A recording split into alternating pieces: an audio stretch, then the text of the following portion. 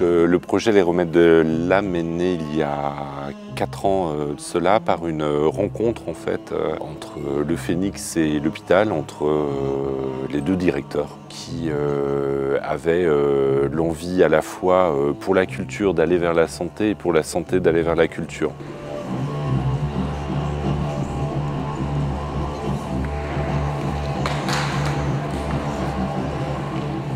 L'hôpital est un service public, c'est-à-dire qu'il touche un public extrêmement large.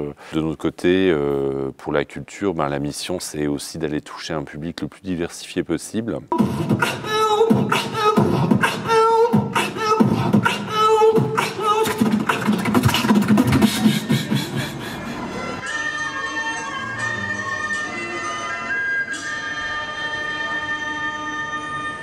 On a des lieux de scène en fait, qui sont imaginés dans l'hôpital et où les artistes se produisent au milieu des patients, au milieu des professionnels de santé, tout ça dans une grande osmose, on va dire, humaine et joyeuse.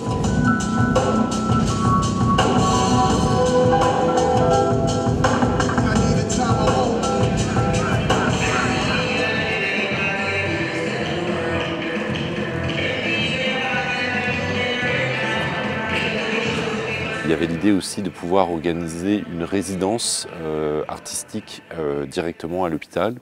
Et pour ce projet-là, on a reçu le soutien de l'Agence régionale de la santé qui déploie depuis de nombreuses années, dans le cadre du plan Culture Santé, qui est un plan national, toute une série d'actions et de résidences. Donc la première année, on a fait une résidence avec plutôt sur la chanson, avec la compagnie On-Off qui a travaillé sur un projet participatif avec, directement en chambre et avec les patients.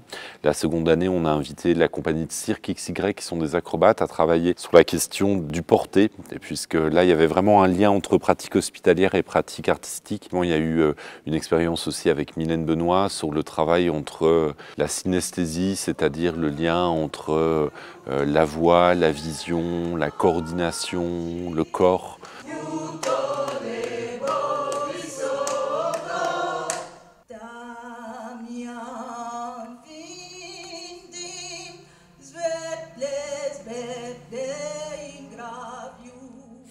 Et puis cette année, là, on travaille plus sur la question de l'art du clown avec la compagnie L'Ouvrier du Drame qui se rend directement aussi dans les chambres pour travailler sur le renforcement de l'estime de soi auprès des patients.